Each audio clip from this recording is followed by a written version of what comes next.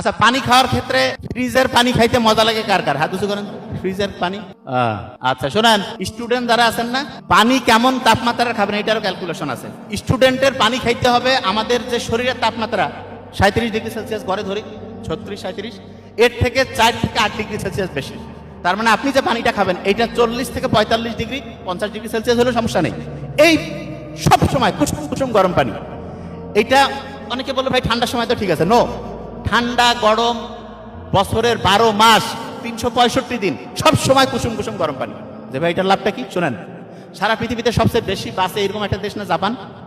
জাপানের লোক কিন্তু সবসময় কুসুম কুসুম গরম পানি খায়। আমরা কিন্তু এটা বুঝি না, কুসুম কুসুম গরম পানি। আপনি যদি ঠান্ডা পানি খান ওই পানিটাকে শরীর গরম করতে গিয়ে বহু খরচপাতি হয়ে যায় এবং শরীরের জন্য এটা খুব চাপ। শরীর ওইটা সবচেয়ে শরীরের জন্য ভালো যেটাতে সহজে শরীর হচ্ছে পুষ্টির জিনিসটা সহজে নিতে পারে। বুঝেন নাই? আচ্ছা, একজন টিচার আসি আপনার পড়াচ্ছে, কি পড়াইলো পড়াটা আপনি বুঝলেন না, এই টিচারের পড়া আপনার ভালো লাগবে নাকি বললো আপনার মাথায় ঢুকলো? কোন টিচার, প্রথম জন ভালো না পরের জন? পরের জন।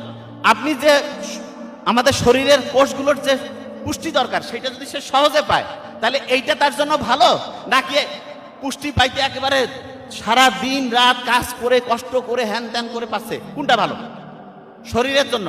অল্পে যদি সে পুষ্টিকর উপাদানটা পেয়ে যায় তাহলে শরীর সবচেয়ে খুশি হয়।